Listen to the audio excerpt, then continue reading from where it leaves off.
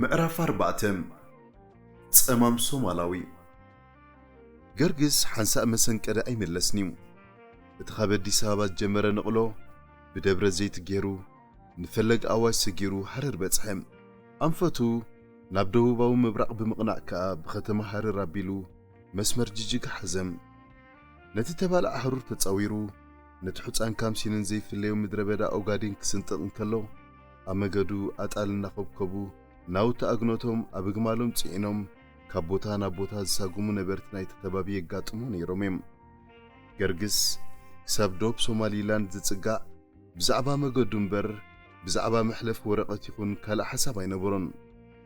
ነተን ሽኮ እግሩ ተኣማሚን እዩ ዝምርሕ ዝነበረ ናብቲ ዶብ እናተጸግዐ እናተቓረበን ብዝኸደ መጠን ግን ብሓለውቲ ዶብ ከይተሓዝ ወይ ኣንፈት መገዱ ስሒቱ ናብ ዘይወፅኦ ጣሻን በረኻን ከይሽመን ብምስጋእ ሻቕሎኡን ጭንቀቱን እናዛየደ ኸደም ብኸመይ ደኣ ናብ ሶማል ሰጊርካ ኣተትክዎም ኣብቲ ከባቢ ዶብ ምስ በጻሕኩ ሓንቲ ሶማላዊት ብማዕዶር እየ ሶማላውያን ቁመተንን ጉልበተንን እንታይ እሞ ክትብለኒ ኢኻ ኣፍራስ እየን ንሳ ትስጉም ኣነ ኸርክባ ዘብዘብ እብል ድሕሪ ነዊሕ ሪኣትኒ ደው በለት ንምንታይ ዳ ኸምኡ ጌርካ እንተተሓዘትካ ኸ ጽናሕ እንዶ ግዳ ሃንደበት ሓንቲ ሽጣራ መጽያትን እኮ ደው ዘብላ ዘሎ ስሓቕ ዘሰነዩ ቃላቱ ጸጥ ኢልካ ስማዒ ጥራይ ዝመጸካ ድሕሪ ብዙሕ ሓልኪ መቸም ነዛ ሶማላዊት ኣርኪበያ ምስ ራእየትኒ ገሪሟ ቀው ኢላ ጠመተትን እሞ ኣምሓራይ ሓዋይ ሶማለዋይ በለትኒ ኣምሓራይ ዲኻ ሶማል ማለት እዩ ኣነ ኣጽቅጥ ጥራይ በጻብዕቲ ገይረ ናብ እዝነይ እናመልከትኩ ጸማም ክመስል ጻዓርኩ ጸማም ሰብ ከዓ ኣብ ሶማል ኣሎ ኣብ ኩሉ ዓለም ኣሎ ንሳ ትዛረብ ኣነ ዓይንተይ እናሕወዝወዝኩ ወታእ ድምፂ እናስማዕኩ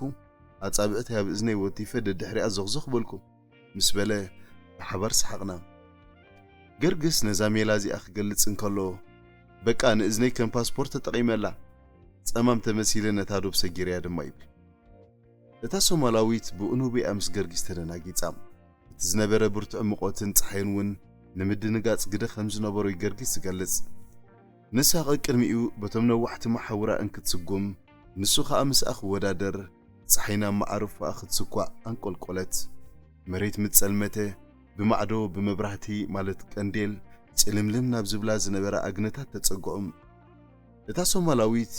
ነቲ ጸማም ጋሻ ሒዛቶ ናብታ ስድራኣ ዝቕመጡላ ኣግነት የምሪሓም ኣባላታ ስድራ ንገርግስ ምስ ረኣይዎ ካበይ ዝመጸ ጋሻ ምዃኑ ንኽፈልጡ ኣምሓራ ሓዋይ ኬን ሓዋይ ዝብላ ሕቶታት ካብ ምቕራብ ኣይተዓግቱን ሕጂ እውን እታ ኣመልካቲት ኣጻብዕቲ ገርጊስ ኣብ የማነይ ትእዝኑ እያ ተሰኺዓ ነይራ ብሳላታ ሶማላዊት ግን ሽዑ እውን ድሓነ ንሳ ኣምሓራይ ከም ዘይኮነ እኳ ደኣ ሶማላዊ ጸማም ምዃኑ ምስ ገለጸትሎም ተረጋግኡ እሞ ብድሕሪዚ እቲ ንጋሻ ዝግባእ ኣቀባብላን እንግዶቱን ተገብረሉ ነፍሱ ተሓጻጺቡ ዝብላዕን ዝስተን እውን ተቐረበሉ ምስታ ሶማላዊት ስድራ ድማ ሓደረ ገርግስ ዝሓደረላ ቁሸት ሃርጌሳ ኣብ ጎነትና ወደብ በርበራ ዝወስድ ዓብ ጽርግያ ዝተደኮነት እያ ነይራ እዚ ከዓ ነቲ ሙሉእ ለይቲ ክሓስበሉ ዝሓደረ ጉዕዝኡ ብንግኡ ክትሓዞ ኣኽኢልዎ እዩ ብናይ ተማልኡኒ መኪና ጽዕነት ሕጂ እውን ሓንሳእ ንእዝኑ ሓንሳእ ነተን ጀርዲነረ ሱዳን ከሎ ዘጠራቐመን ቃላት ጥልያን እናተጠቕመ ጉዕዝኡ ቐጸለም ድሕሪ ነዊሕን መዓልታት ዘቑፀረን ጉዕዞ ከዓ ሃርጌሳ ርጊጹ ናብታ ዝደለያ ወደብ በርበራ ብሰላም ኣተወም በርበራ ምስ ኣተኹ ፍኹስ ኢሉኒ ምኽንያቱ ወደብ ስለ ዝኾነ ዝረዳዳእካ ሰብ ክትረክብ ጸገም የለን እታ ኣብ እንዳኸነሻ ዝተምሃርኳ ቋንቋ እንግሊዝን ካብቶም ኢጣልያውያን ሰብ ጀርዲን ዝፈለጥኳ ጥልያንን ሒዘ ነይረ ዓረብ እውን ኣይሓመቕኩን በቃ ኣብ በርበራ ዳርጋይ ተጋየሽኩን ክብለካ ኽእል ኣብ በርበራ ከምቲ ዝተቐሶ ምስ ገለ ሰባት ክላለ ጊዜ ወሰደሉን ነዚ ብምዝካር ነታ ንእሽቶ ሳንጣይ ኣብዛ መንኩበይ ተሓንጊጠ ምስቶም ደቂ ዓዲ ሕውስ ብለልካ መን ኢኻ እንታይ ወኢኻ ዝብል ሓታት የለ ከልየለ ፈለማ ነታ ዓዲ ንኸጽንዓ ስቕ ኢለ ዘይርያ ኣብ ሓደ እንዳኽሽነ ኮፍ ኢለ ድማ ንጊዜኡ ስራሕ ኣጠያእኩም ወደብ ስለ ዝኾነ ናይ ጉልበት ስራሕ ይሰኣኒ በኸምዚ ገለ ክልተ ቐነ ይኸውን ምጸናሕኩ ናብቲ ወደብ ገለ ዝመጻ መራኽብ ወይ ዝኸዳ ጀላቡ እንተተጸበኹ ወይከ እቲ ባሕሪ ጌርካ ናይ ምስጋር ሓሳበይ ከሎ ገና ከም ዘይኮነ ለይ ተረዲኡኒ ምክንያቱ በርበራ ንእሽተይ ወደብ እያ ናብታ ካብኣታ ዓቢ ወደብ ሶማል መኻዲ ሓይሺላ ሓሲበ ስለምንታይ በለኒ ስለምንታይ እቲ ዝሓሰብኮ ብጃልባ ወይ ብመርከብ ጌርካ ባሕር ናይ ምስጋር መደብ ከም ዘይኮነለይ ተገንዚበ በኣንተ ብኡንቲ መገዲ ዝሰልጥ ብወደብ መቃድሾ ጌርካ ምፍታኒ ነይሩ ብቐጥታ ካብ ኢትዮጵያ ናብ መቃድሻ ኸይድ ግን ኣይከኣልኩን ብበርበራውን ፈቲነ ግን ከም ዘይኮነለይ ፈሊጠ ንኣነብስ ተበገሲ ብመቃድሾ ምፍታኒ ሕሸኪል እያ እሞ እንታይ ገበርካ هو بقى حنسا أنكيلن دي مقادشو خبتص حلني لتربيصه انتي زوت تقحلني تبقيسه قدي أننزا سانطيني ناكو بقى تقعزي قرقيس انه نابتا اشحات كيلومتر زرحكتا ختما نمبصح بزي زخونه ورقت مننتن نحلف سندن كتحسي بقس امنتو اباسبورت زيكونه ابتن تبقسان تتباهيلن حجس دقيمه زي بلا محورون دقاسي انو زمن چو تبلحتنتون طراي زنبرم نزب ده غعزو بربرا مقادشوخ انت عينت بالحت تقيمي سكري يقون إلنا تهانتقو حتى يوساب بالكلهم نملسو تهانتينا تتصبخو قرقسكن نتعلال بتزمت صلو وحزيو كفسو مريصم زقبلاي تتهاوخ أوهلل يلو دحر مقلاتسكا سمعيكا لغا فلما نابتي أب كبابتن نام مقادشو زخدا عبيتنا يتسأنت مكاين دوزو بلال بوتاي بإقري سلين نابلكو هيدا انت عين شتارات تقيمة وصدن مكينا ركبنا حسبكو ابتقات بلوكو بتصحلكا نحنتنا يتعنت مكينا عيني او ديغلا مس نفسي انتي لمسلكا ايتانت تمثيلكا تتصقاي بقى يماني تصقامي قبحبح كيبلكو نزا مكينا خمزه اصبيق زفلط امسيله ابدا حرواي شنخا نزا سانطاي دربي ابلعلي اخف منالبات قالنا عيونا عينتم زودقوا لي سبات كيلو نمرققات إذا خسادي نيمان تصقام ازيره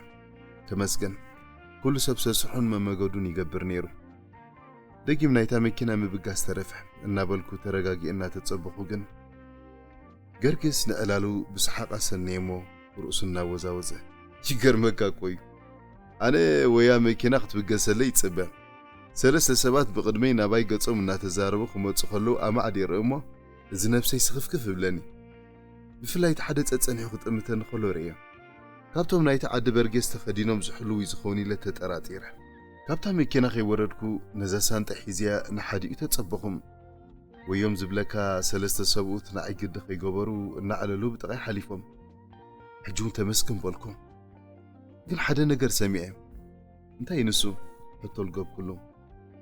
اتقرق السمعو عبتو موتت زي تتصبيا نقر يروم بسومالينيا وعربينيا نعنسخا أمكينا زلغا انتا وايغا سكورقت كارينا النابلو بحطو خواترو ناتتصبين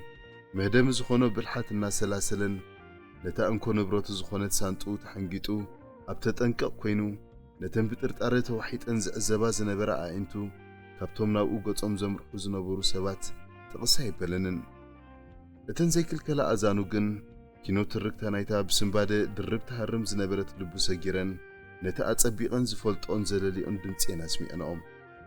أنت أزندي ولا استقرني يسمع زلهم إلا خي تردأني كابتا مكينا نتيره لدحرتم سبات سيبام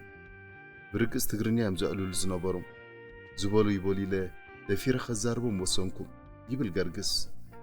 اتنت أمامات تمثيلن دوبزس قرأو أزانو أمينو نابتهم وجع النابلو مقدم زقصلو زنبر سبات كربمو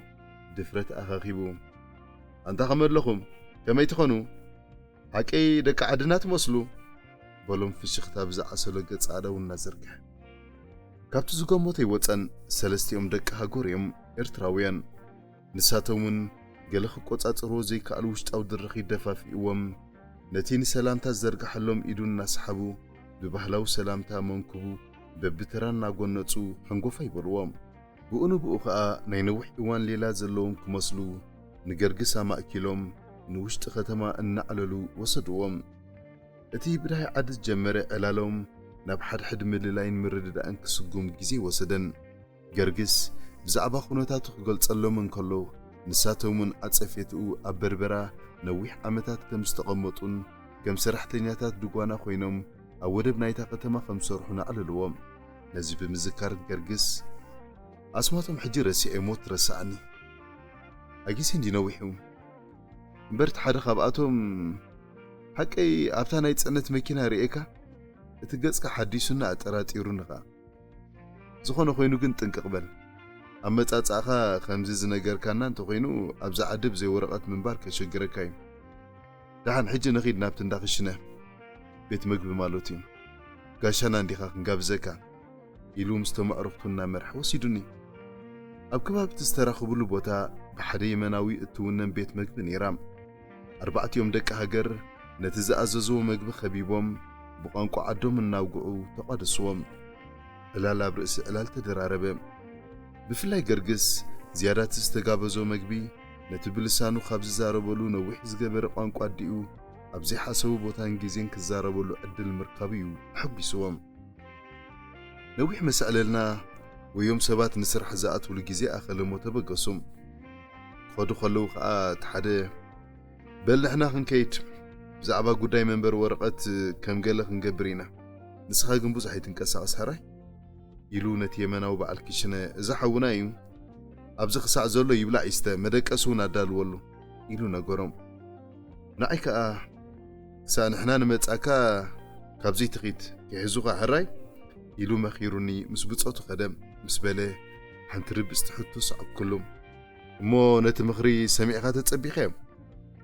ነታ ሕቶይ ብቓላት ዘይኮነ ርእሱና ነቕነቐ ብስሓቕ ይመሊስዋ ንስኻ ስማዕ እንዶ ግዳ ድማ በለኒ ሰማዕክዎም ገርግስ ብዛዕባቶም ሃንደበት ተላልዩ ኣብታ እንዳኽሽነ ገዲፎሞ ምስ ከዱ ድሮ ክናፍቖም ጀመረ ሰለስተ ኤርትራውያን ኣሕዋት እናሓሰበ ከሎ ኣብታ ኮፍ ዝበለላ መንበር ኮይኑ ኪኖቲ በብዓይነትን መካይን የውነጀው ዝብላሉ ዝነበራ ጽርግያ እዩ ዝርኢ ዝነበረ ምስ ነፍሱ ነዞም ሰባት ክጽበዮም ዶ ወይስ ስራሕ ድሎይ ኢለ ኣብዚ ኮፍ እንተኢለ ዝኾነ ንመንነተይ ዘረጋግጽ ወረቐት ስለዘይብለይ ወኢላ ሓዲረ ኣብ ሽግር ኣትየ ንዓቶም ጾር ክኾኖም እዩ ስለዚ እናበለ ከማጎት ጸንሐሞ እታ ብዓይኒ ማዕዶ ዝከታተላ ዝነበረ ናብ መቃድሾ ዝተበገሰት ናይ ጽዕነት መኪና ሞተር ኣልዒላ ንኸባቢኣ ብጸሊም ትክ ክትዓጥኖ ከዓ ኣስተብሃለን ገና ነቲ ዘለዓሎ ሓሳብ መኸተምታ ይገበረሉ ኣእዳው ነታ ሳንጣ ቦግ ካቢለን ከልዕላ ከለዋ እተን ዘንጋራት መሓውሩ ከዓ ድሮ ካብ ኣፈፊት እንዳኽሽነ ገለ ስጉም ትረገጻ ሰሚዕኻ ኣለኻ ስለምንታይ ላንጋ ላንጋ ዝኸውን በታ ቀዲመ ዝሓሰብኳ ዘይጸንቕ ስለምንታይ ከነዓቶም ስኸም ዝኾኖም ተረዲኡካ በቃ ተቐላጢፈታ መኪና ከየምለጠት ንኸላ ከምታ ናይ መጀመርታ ጽቅዕ ኢለያ ያይ ኣነስ ኣይታንቲ ተመሲለ ኸይደ ሓሲበ እንተ ረኣኹስ ሓደ ሶማላዊ ኣይታንቲ ኣብታ ኣነ ኮፍ ኢልያ ዝነበርኩ ቦታ ኩዱም ኢሉ ምስቶም ከምዚ ኸማይ ተማልኡና ዝብሉ ጋያሽ ክዘራርብ ርዮ ኣብኣ ከለኹ ነዛ ናይ ኣታንቲ ምዃን ሓሳብ ሰሪዘ ንቕድሚት ገጸይ ናብታ ኣውቲስታ ብቖንዱ ኸደልካ هو ورقة انت بلكها صينا حيث تهوى أحنت اشترى عندها تخصيتات اللي انت غير مسلك قرقز زي قبري يقولون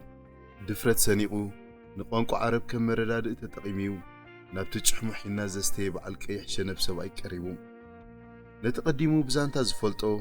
أب كرم بزحات سومالاويان نيرم أبو خلوز ولدوهم قلعوخ أب بزحات يوم زبل زانتا عد مركوس بمقبار زانتا نوبسو نمفتاري تتسقمن بتا أوتيستا جلبيا زلبسه نسون كيح مع ممياون كيح جحمون كتريم كاللخا يفرحكاي أنا كنت أزلاب على الليلة بعرب جيري سلام سبلكو تدفرتي قد قريم وطميتني القباب بيلخا أنا خاب إرترا خيرن زبال عدز متساكو بأبوي سومالاو زخونكو سبي إليو مغنياتو كريم بسومالاوين فلتيا أبوي كدل خمز متساخو أبوي كا أبربرا زيكونا أم مقادشو برقص كمزلو حبريتا خمز رخبكو قليتسالوم تا أوتيستا قريمو دنجيتسو لي بتي نسومالاو أبو نمركاب كبلس تقوعسكو نويح مقادي الناد نقخا يلا ديب نغيد بعلينا مقادشو غتوكا يلو تمالي نبلك يبل قرقس نتمسات إزانتا قعزو بسحق الناسنين دحري كبلكم دحر دابك مكينة تسقيله مقادش الدرقميله جنا بقون جنا تقولي قعزي كمز حسبكو بأجاي سلتنن تقعزو فتم جنا ينيرو بلنمو هندبت زنتا وحيتو أبتن معيني أبلمز بلج أكا حساباتهم بمولو أقلبي تعذبكم نتي أبتحت سعراء وبقوس ليلو ኣብ ግንባሩ ተዘራጊሑ ብግሉሕ ዝረአ ዝነበረ ሕንጻጻት ኣሰርግዖ ህይወቱ ብምስትንታን ጠሚትዮም ንኸተንብቦ ዝብድሕ ረዚን ባህርያዊ ጽሑፍቶም ክልቴና ኣብ ትሕቲ ጽላል ገረብ ኮፍ ኢልና እኳ እንተነበርና በብውልቅና ግን ነናብ ዝጎተተና ሓሳብ ኢና ተዓዚርና ዝንታ ደቃይቕ ተሰጊሩ ምኡዝ ዕላል ገርግስ ዝያዳ እንተውሓዘለይ ብምባል ከዓ ቦታ ዕላል ክንቂር መሪጸም